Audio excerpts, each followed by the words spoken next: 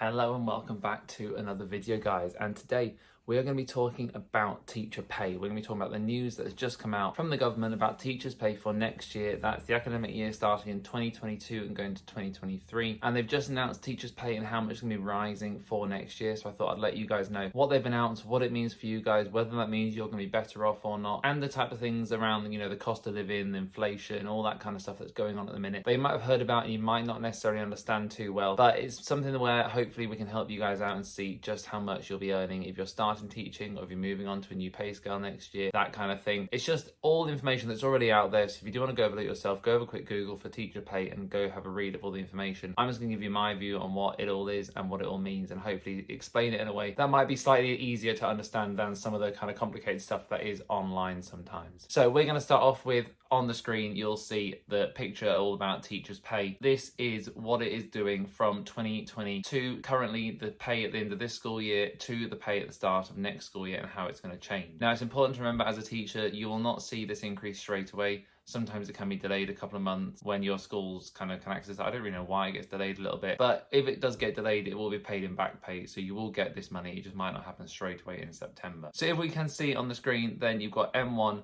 M1 is the starting salary for an NQT, or I should say an ECT now. It's in your first year teaching, you'll start on M1. And this year they were paid 25,714. Next year they're going to get paid 28,000 exactly. So they're moving that pay scale up quite a bit. It's a jump of 8.9%, which is one of the largest increases in salaries that I've seen across the entire public sector, because they've just released the pay for things like nurses, doctors, teachers, fire staff, police officers.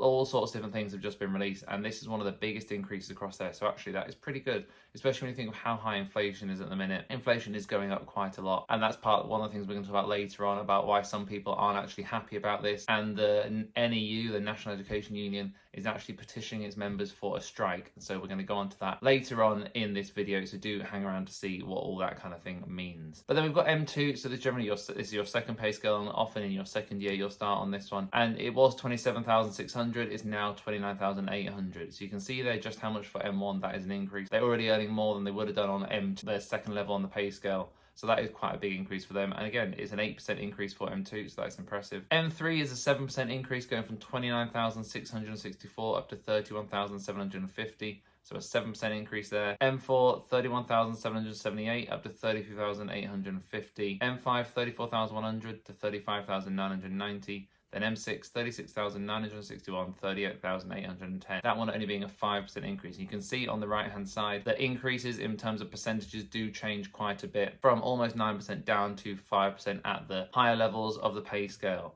And the same with upper pay scale 1, 2, and 3. I won't read out those numbers because you can see them there, but they are all 5% increases on that pay scale. Now, that does mean that, they do get a similar amount of money increase in terms of the amount of money they get. If you look at M1, they probably increased by, it's about 2,300, a little bit less than that. If you look at U3, they increased by about £2,000. So it's a similar amount of monetary increase, even though it's a smaller percentage. But as a percentage of their salary, they do earn a lot less in the coming year in terms of an increase for them. Now, important to mention, this is the teacher pay for the rest of England. There is a teacher pay for London, and if we put that up on the screen quickly, you can see there's Inner London, Outer London, and the Fringe, and they all have different amounts of increases. You can see some of them going up by 7%, some going up by 8.9%, down to 5% on the upper pay scale for all of them. They do have pretty similar increases across the board. It's not too different. They just have to get paid slightly more because the cost of living in London is slightly higher. So that is the pay for the next school year, and if that's what you wanted to know, then brilliant. Thank you very much for watching this video. If you wanted to know a little bit more, then we are going to go into a bit more about what it all means. So first of all, in terms of the percentage of inflation to the percentage of the pay rises, they've just also announced current level of inflation in the UK. Now, inflation is at 9.1%, and when we talk about inflation, that basically means how much everything is going up in price. So on average across the country, things are going up in price by about 9%. Now, that is quite a lot. Generally, as a country, a developed country, you want to keep inflation at about 2%. So you want things to keep on going up in price. You want salaries to keep on going up with that, and everything kind of gets a bit more expensive, but it just means the world's turning, everything's going on. It's what they want to keep it at, 2%. Now, inflation is currently 9.1%. That is a lot higher. It's the highest it's been for 40 years, which is not a good thing for the country. It's not a good thing for our economy, and they are trying to tackle and work at bringing it down. And if you're watching any of the current political debates about the next candidate for Prime Minister, the next Conservative leader, then you'll see they're all talking about how they're going to tackle inflation and what they're going to do and are they going to bring in tax cuts, that kind of thing. So they are looking at inflation, but it does mean that obviously when you look back at our pay rises and how much all that has been, not a single one of these pay rises is going to get anyone actually better off in terms of real terms pay for the next school year, because everything has increased by just over 9% and none of these pay rises are going up by 9%. So you're going to be spending more money buying the same stuff and you're going to get less from school in terms of from your pay. So that is straight away why the National Education Union and a lot of other unions to do with public sector workers are not happy with these pay rises. Personally, I think I'm happy to get a pay rise. I'm happy to be paid more money than what I was being paid last year. I'm very appreciative of that, and it is a big jump when you look at all the other public sector pay. That is a very big increase in terms of what some other sectors have got. And so, you know, I appreciate the fact I'm getting more money. I appreciate the fact that the government has given me that. So fair play. I would obviously prefer it to be matching inflation. And so, you know, when things are more expensive and I'm having to spend more money on things like fuel, it's gone up ridiculously recently. There's basic items in shops. There's all sorts of articles about how much all that's going up that you can see coming up on the screen. There's loads and loads of things that are increasing in price at the minute.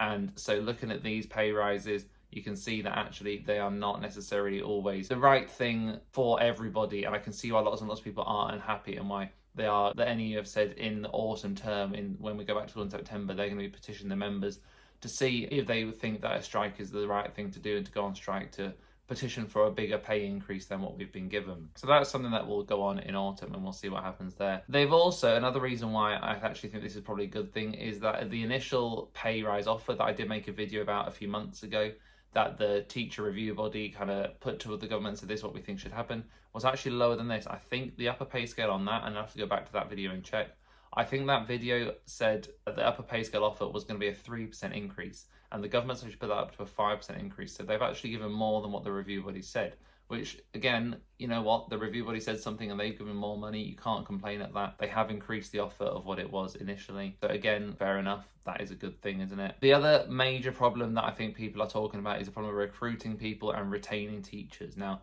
recruiting teachers, they've put the first pay scale up by the most, and that is following the plan that they announced a few years ago about wanting to have the teacher pay up to £30,000 on like a starting salary.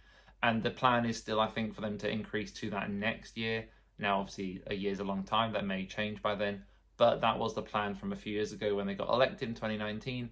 And that is the current plan as it still stands at the minute. So hopefully that can continue in the process. However, that is hard trying to tackle with the recruitment of teachers and trying to get more teachers in. Other half of it is retaining teachers. And this doesn't necessarily help to retain teachers, because as you move up the pay scale, you get more and more work to do, you get more and more responsibility, you get more and more things that actually the school rely on you to do. And especially once you get to the upper pay scale, there's all sorts of things you have to do as part of that. That's kind of where you might be a deputy head or a head teacher. And that is a massive, massive job role. And because that is increasing by a smaller amount, they actually get less reward for moving up the pay scale. So the difference between being on M1 to the upper pay scale now is less than £12,000 a year.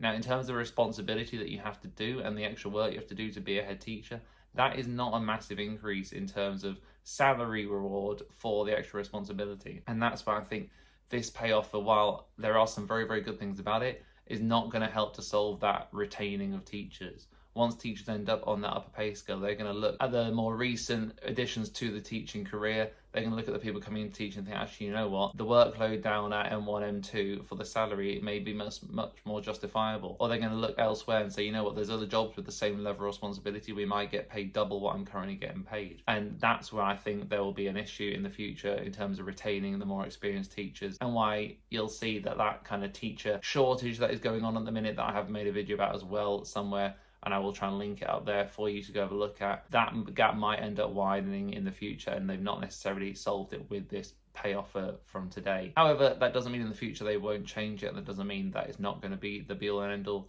That's just my opinion on what I think. The other big change from this pay offer from previous, and like we said about that plan to increase teacher pay up to £30,000 next year, obviously there's been a load of change at the minute in the government, and with different people resigning, different people coming in. There was one point where there were no ministers at all in the Department for Education because they'd all resigned.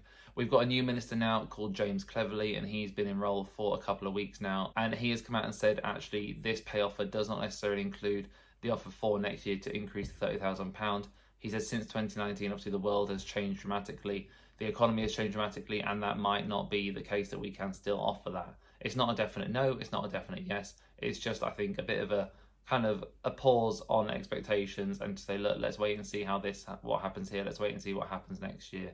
And let's wait and see where the economy and the government and the policies of the government go. So we'll have to wait and see on that one. But as you can see, he's said some stuff that may not seem too optimistic for the future. And as always, I will let you know as soon as we hear anything else. So thank you very much for watching this. I hope this has been useful and I hope it's been interesting. And as always, there's a new video on a Tuesday, a Friday and a Sunday. And I will see you all very soon.